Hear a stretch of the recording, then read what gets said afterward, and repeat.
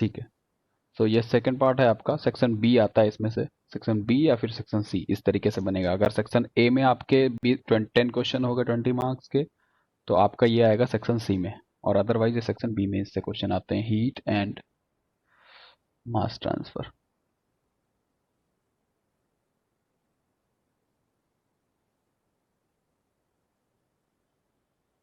ठीक है, चलो देखो, नाम में ही छुपा हुआ है हीट एंड मास ट्रांसफर में। हीट ट्रांसफर हमको देखना है इसमें, प्रॉपर्टीज और कितने मोड्स होते हैं बेसिकली हीट ट्रांसफर के, उसके बारे में हमको इसमें पढ़ना होगा। ठीक है, स्टार्ट करते हैं। पहले थोड़ा सा ब्रीफ कर देता हूँ इसमें मैं कि क्या क्या इसमें आपको करना होगा। सबसे पहला जो क्वेश्चन बनता है आपका कंडक्शन से बनता है। सबसे जो लेंदी पार्ट है आपका वो कंडक्शन का ही है। ठीक है, उसके बाद कॉन्वेक्शन से बनता है क्वेश्चन, रेडिएशन का भी क्वेश्चन आता है, हीट एक्सचेंजर का क्वेश्चन आता है, एंड बॉइलिंग का क्वेश्चन आता है, बॉइलिंग एंड कंडेंसेशन का। ठीक है, आपको सबसे ज्यादा इसमें हाईलाइट करना है कंडक्शन को, हीट एक्सचेंजर को, बॉइलिंग को। ये तीन पार्ट आप कर लेते हो, आपके दोनों क्वेश्चन अटेम्प्ट हो गए सेक्शन बी के। ठीक है, कंडक्शन काफी वाइड पार्ट है। ठीक है, सबसे पहले तो इसमें जो कंडक्शन में आएगा वो कोर कंडक्शन के क्वेश्चन होते हैं। कंडक्शन में आपका steady flow, unsteady flow, steady and unsteady, इनके बारे में भी हम आगे देखेंगे। इससे बनता है वॉल वगैरह के और जनरल केसेस आते हैं, तमाम सारी प्रूविंग है इसमें, बेसिकली सबसे ज्यादा प्रूविंग है इसके। प्रूविंग एंड न्यूमेरिकल बनते हैं आपके कंडक्शन से। दूसरा इसका पार्ट है फिन का। ठीक है, फिन की भी आपकी प्रूविंग आती है एंड न्यूमेरिकल आते हैं। ठीक है, उसके बाद कॉन्वेक्शन से जो क्वेश्चन बनता है वो बनता है इंपॉर्टेंट क्वेश्चन बाउंड्री लेयर का।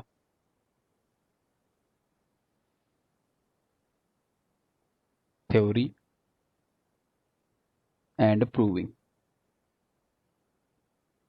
न्यूमेरिकल बहुत कम आते हैं इससे, न्यूमेरिकल भी आ जाते हैं बट इतने ज़्यादा नहीं आते हैं। रेडिएशन से आपका थ्योरी और न्यूमेरिकल सब इक्वल पोर्शन में आता है। इससे आपकी थ्योरी भी आती है, न्यूमेरिकल भी आते हैं, एंड डेरिवेशन बहुत कम है इसके। रेडिएशन शील्ड वगैरह के हैं, डेरिवेशन ऐसा नहीं है, डेरिवेशन भी इसके हैं। डेरिवेशन को आप इसमें देखोगे। हीट एक्सचेंजर में आपका बहुत अच्छा क्वेश्चन इसका बनता है, ये आपसे आराम से इजीली हो जाएगा। प्रूविंग थ्योरी भी आती है इसकी, टाइप्स ऑफ हीट एक्सचेंजर बनाने के लिए। थ्योरी, प्रूविंग, न्यूमेरिकल, तीनों ही चीजें इससे बनती है, और बॉइलिंग से सिर्फ आपकी थ्योरी बनती है। ठीक है, तो थोड़ा सा ब्रीफ किया है सब्जेक्ट के बारे में। हमको क्या क्या देखना है, हमको देखना है कंडक्शन, सबसे वाइड पार्ट है ये। बहुत सारी प्रूविंग है इसमें, 5 से 7 से 8 प्रूविंग है इसमें कंडक्शन में, नहीं 3 5 8 8, हाँ 8 प्रूविंग है अप्रोक्सीमेटली। कॉन्वेक्शन में भी 3 प्रूविंग है, रेडिएशन में भी 2 to 3 प्रूविंग है, हीट एक्सचेंजर में 3 प्रूविंग है, मतलब ओवरऑल 20 प्रूविंग है आपकी हीट एंड मास ट्रांसफर में। ठीक है, जितना आप तक अभी आपने थर्मल में पढ़ा है उतना ही आपको हीट एंड मास ट्रांसफर में पढ़ना है इसमें। ठीक है, सो इंट्रोड्यूस करते हैं सबसे पहले तो।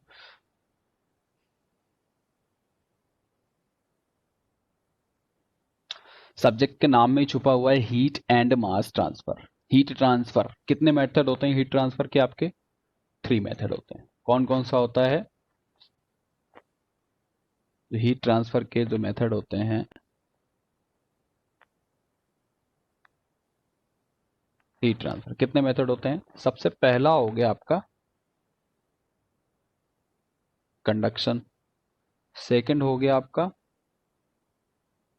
Convection, and third one is radiation.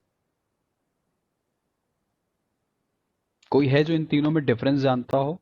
क्या डिफरेंस है आपका कंडक्शन, कॉन्वेक्शन एंड रेडिएशन में? वेद, क्या होता है कंडक्शन?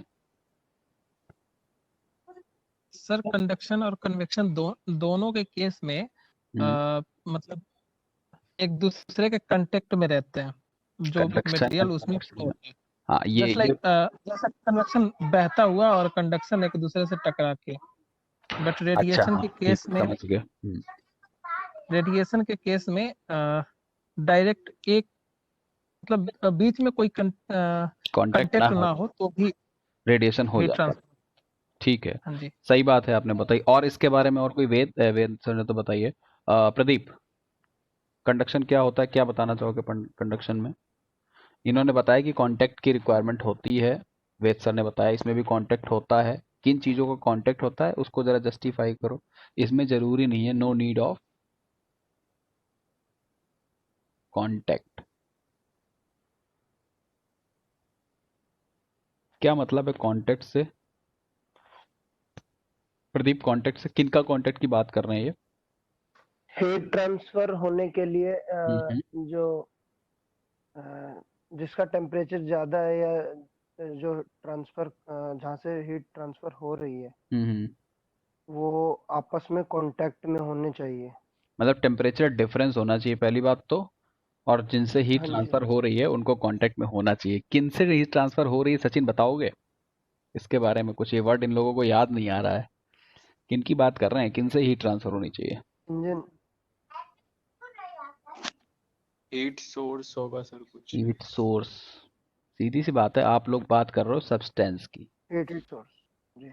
सब्सटेंसेस की बात कर रहे हो। सॉलिड, लिक्विड एंड गैस की आप बात कर रहे हो, जिसको आप लोग उतनी देर से चीज चीज कर रहे हो, है ना? चीजें कांटेक्ट में होनी चाहिए, चीजें कांटेक्ट में होनी चाहिए, या चीजें कांटेक्ट में ना हो। ठीक है, तो वो चीजें जो हैं वो चीजें हैं सॉलिड, लिक्विड एंड गैस। अब देखते हैं तो क्या होता है जब आप कंडक्शन करते हो। कंडक्शन बेसिकली जब सॉलिड टू सॉलिड इंटरेक्शन होता है, इंटरेक्शन का मतलब यहाँ पर कॉन्टैक्ट है। ठीक है, जब सॉलिड टू सॉलिड आपस में कांटेक्ट में रखे होते हैं, लाइक सिंपल प्रैक्टिकल एग्जांपल बताते हैं, किसी भी गर्म चीज को छूने पर आपको भी गर्म लगता है। या फिर रॉड है, मान लो एक आयरन की रॉड है, उसको एक एंड पे गर्म करना आप स्टार्ट करो, हीट करना स्टार्ट करो उसको, तो उसकी जो हीट है वो पूरी रॉड में एक एंड से दूसरे एंड पे ट्रांसफर हो जाती है।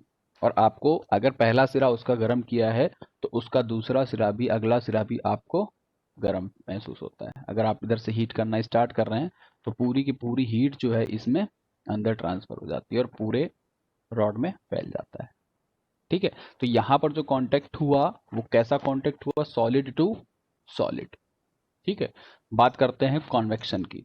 कॉन्वेक्शन में क्या होता है, आपका जो कांटेक्ट होता है और जो सब्सटेंस होते हैं वो होता है आपका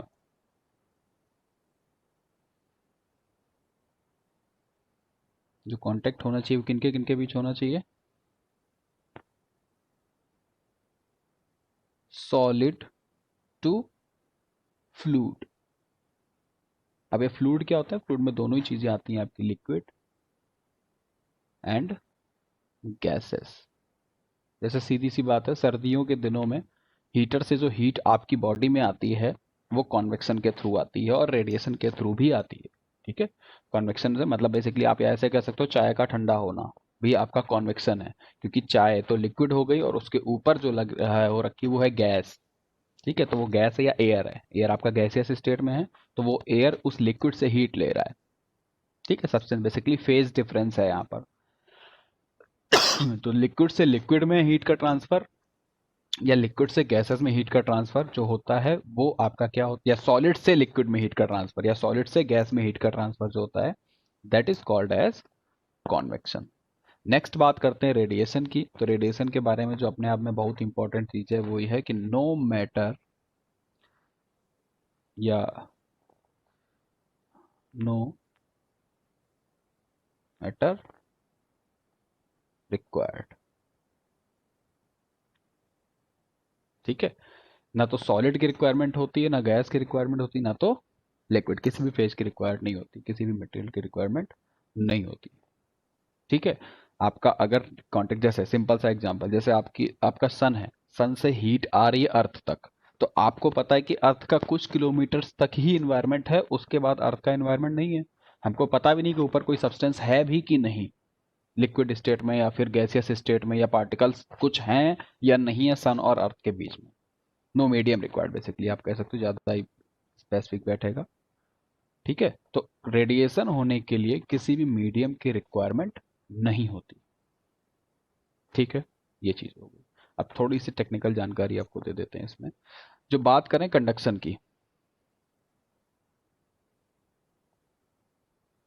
ठीक है, तो अगर कंडक्शन हो रहा होगा तो आपका कॉन्वेक्शन भी हो रहा होगा और आपका रेडिएशन भी हो रहा होगा। अगर कंडक्शन हो रहा है तो उस साथ साथ में कंडक्शन भी हो रहा होगा और रेडिएशन भी हो रहा होगा, ये कंपलसरी है। कैसे?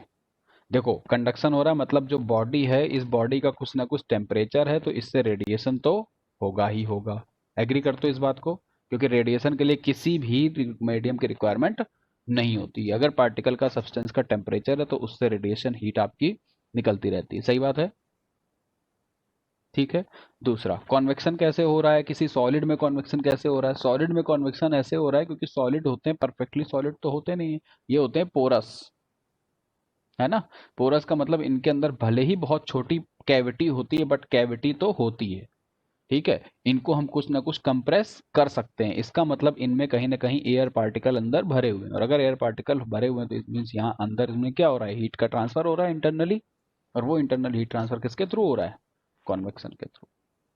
ठीक है, तो किसी बॉडी में अगर कंडक्शन हो रहा था तो कॉन्वेक्शन भी साथ में हो रहा था और रेडिएशन भी साथ में हो रहा था। दूसरी बात, अगर हम बात करेंगे कॉन्वेक्शन की, तो अगर कहीं कॉन्वेक्शन हो रहा होगा तो जी जाहिर सी बात है, कॉन्वेक्शन हो रहा है मतलब टेम्परेचर कुछ ना कुछ बॉडी का मटेरियल का होगा, तो रेडिएशन तो होता ही होता है, साथ में आपका कंडक्शन भी कुछ ही मात्रा में, बहुत पार्शियल हो रहा होगा, बट कंडक्शन भी जरूर होता है। ये कैसे होता है? देखो, जो आपका लिक्विड है या गैस है, इस गैस के मान लो आपका लिक्विड भरा हुआ है इसमें,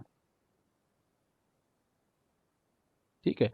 इस लिक्विड में क्या होता है कि जो नियर अबाउट सरफेसेस होती हैं, बहुत नियर अबाउट सरफेसेस, ये बहुत नियर अबाउट सरफेस में जो आपका पार्टिकल होता है वो क्या होगा? या फिर आप ऐसे करो, सबसे सही चीज़ तो ये है, मान लो सॉलिड था, इस सॉलिड को अगर हमने जूम करके दिखाया, माइक्रोस्कोपिक व्यू अगर इसका दिखाया, तो हमको इसकी इरेगुलरिटी भी दिखाई दे जाएंगी सरफेस की।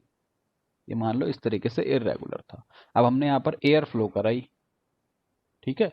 अब ये जो एयर यहाँ पर फ्लो करेगी तो ऊपर वाली तो आसानी से फ्लो करती जाएगी, जो ऊपर वाले जो पार्टिकल होंगे, लेकिन ये जो नीचे वाले पार्टिकल होंगे ये एक ही जगह पर रुक जाएंगे, इंटेंसीफाई हो जाएंगे, ठीक है। और जब ये इंटेंसीफाई हो जाएंगे, जब यहाँ पर रुके हुए हैं, तो इन पार्टिकल्स के बीच में एक तरीके से ये पूरी एक सॉलिड लेयर बन जाती है। इतनी, भले ही वो सॉलिड लेयर बहुत माइनर हो, ये ग्रीन कलर की हमने दिखा रखी है ये, ठीक है। अगर सॉलिड लेयर हो गई तो इट मीन्स इसको बोलते हैं बाउंड्री लेयर बेसिकली, ठीक है, यही होती है यहाँ पर। तो इतनी थिकनेस में क्या हो रहा होगा? कंडक्शन हो रहा होगा, बाकी आपका इसके ऊपर कॉन्वेक्शन हो रहा होगा, और रेडिएशन तो कहीं से भी हो सकता है। क्लियर हो गई? बात करते हैं थर्ड, आगे बढ़ते हैं। रेडिएशन अकेला पॉसिबल है? सबसे सही एग्जांपल हमने बताया किस चीज का? सन टू अर्थ के बीच में, ठीक है। तो रेडिएशन अकेला पॉसिबल है, बट कंडक्शन एंड कॉन्वेक्शन अकेले पॉसिबल नहीं है। कुछ ना कुछ कम अमाउंट में, भले ही बहुत माइनर अमाउंट में कंडक्शन हो रहा होगा, बट कंडक्शन जरूर हो रहा होगा जब आपका कॉन्वेक्शन होगा। रेडिएशन तो हमेशा होता रहता है किसी बॉडी से, ठीक है। तो कंडक्शन होगा तो कॉन्वेक्शन भी होगा, रेडिएशन भी होगा, कॉन्वेक्शन होगा तो कंडक्शन भी होगा, रेडिएशन भी होगा, और रेडिएशन होगा तो जरूरी नहीं है कि आपका कंडक्शन हो रहा हो या कॉन्वेक्शन हो रहा हो, ठीक है। आगे बढ़ते हैं।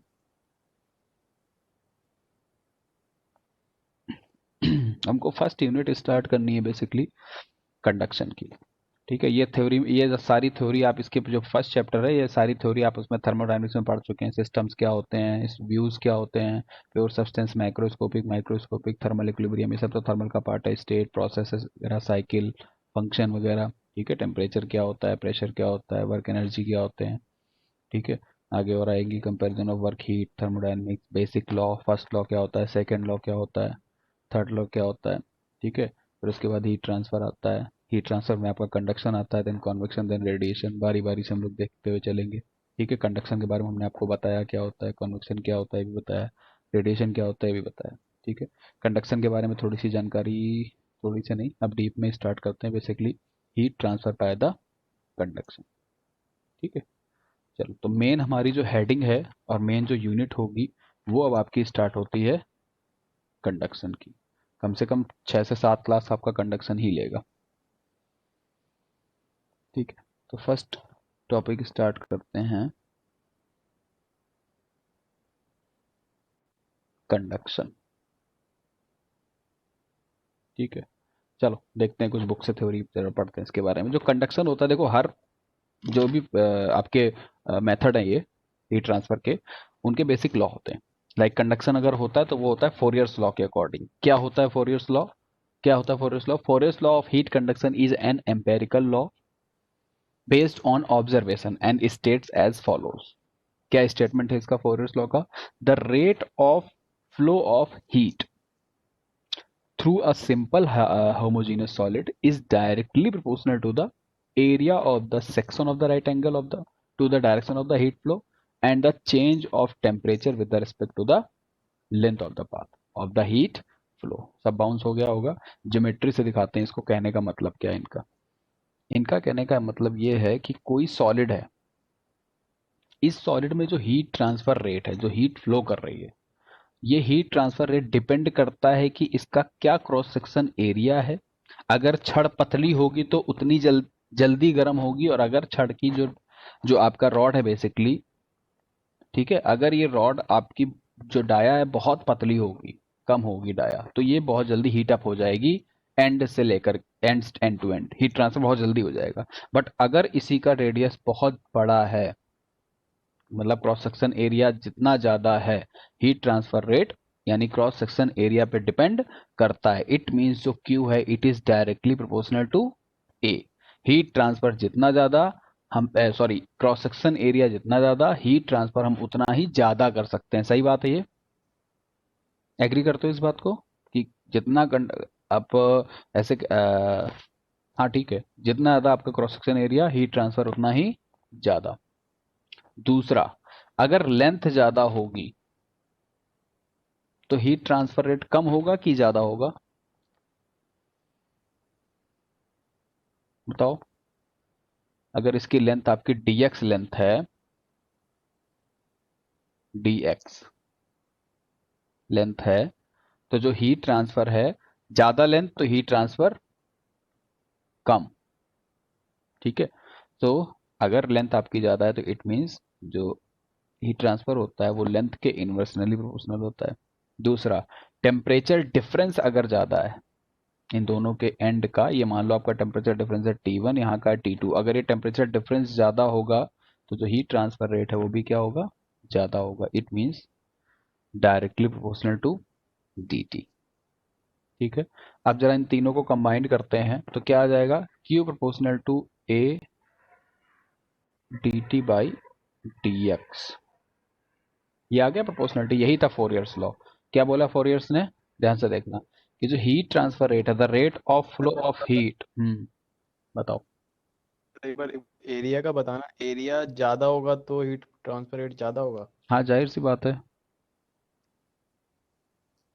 जैसे कम एरिया में तो सर जल्दी हो जाएगी ना हीट ट्रांसफर। जल्दी हो जाएगी, ज्यादा की बात कर रहे हैं, रेट की बात कर रहे हैं। ओके ओके ज्यादा हीट ट्रांसफर है ना, अमाउंट की बात कर रहे हैं। यहाँ पर जो क्यू है वो अमाउंट में ली गई है। Okay okay okay. ठीक है। So Q is directly proportional to area and inversely proportional to length. तो वही क्या बोलना, the rate of flow of heat through a simple homogeneous like current. ज्यादा लेंथ होगी तो करंट देर में फ्लो करेगी। सही बात है ना? वायर अगर ज्यादा लंबा होगा तो करंट देर में फ्लो होगी। So the rate of flow of heat through a simple homogeneous solid is directly proportional to the area of the section at right angle। और ये भी कौन सा एरिया है? जो एरिया ले रहे हैं वो एरिया कौन सा है, ये इस पर भी ध्यान देना है। एरिया हमारे कुछ भी हो सकते हैं, ये भी हो सकता था, ये भी हो सकता। तो हमको किसकी बात करनी है? जो इस हीट फ्लो के परपेंडिकुलर एरिया है। ठीक है, जो हीट फ्लो के क्या है? Perpendicular area. अगर इंक्लाइंड एरिया था तो इससे कोई मतलब नहीं है, इंक्लाइंड वाले एरिया से मतलब नहीं है। जो एरिया होना चाहिए वो कौन सा होना चाहिए? राइट एंगल, मतलब परपेंडिकुलर एरिया होना चाहिए हीट ऑफ फ्लो के। इधर साइड में हीट फ्लो हो रहा है उसके परपेंडिकुलर एरिया का प्रोपोर्शनल है। And direction of heat flow and to change of temperature. Temperature change जितना ज़्यादा होगा हीट फ्लो उतना ही ज़्यादा होगा, respect to the length of the path of the heat flow. जिस लेंथ में आप जिस लेंथ के अकॉर्डिंग आपका हीट फ्लो हो रहा है, ठीक है। जैसे जैसे आप लेंथ इंक्रीज करोगे जो हीट ट्रांसफर रेट है वो तो कम होगा ना, है ना।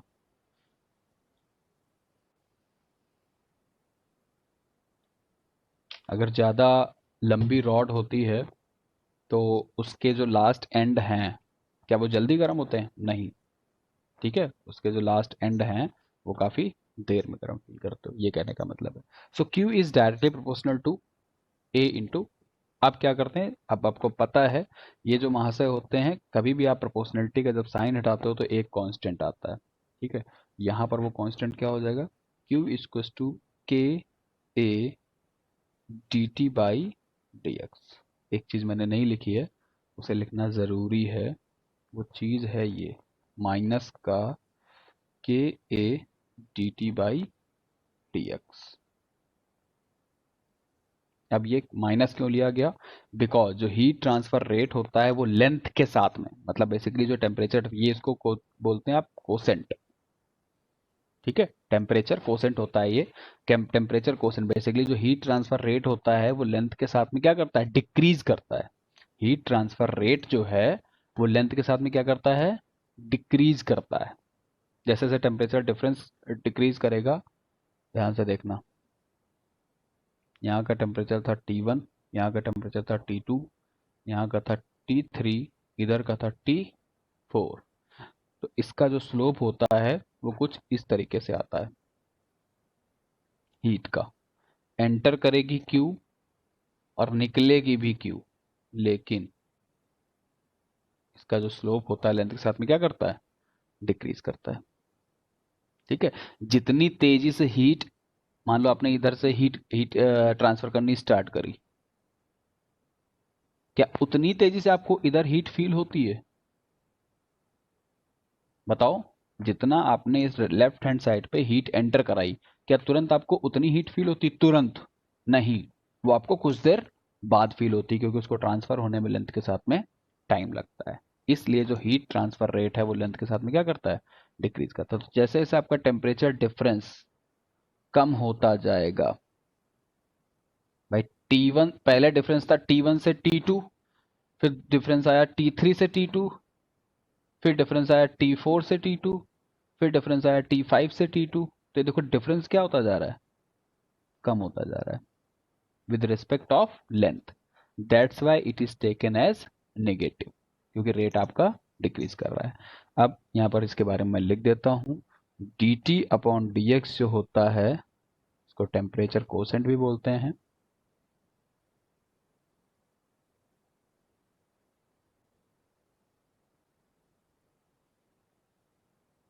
ठीक है, या फिर रेट भी बोलते हैं, या टेम्परेचर ग्रेडियंट भी बोलते हैं।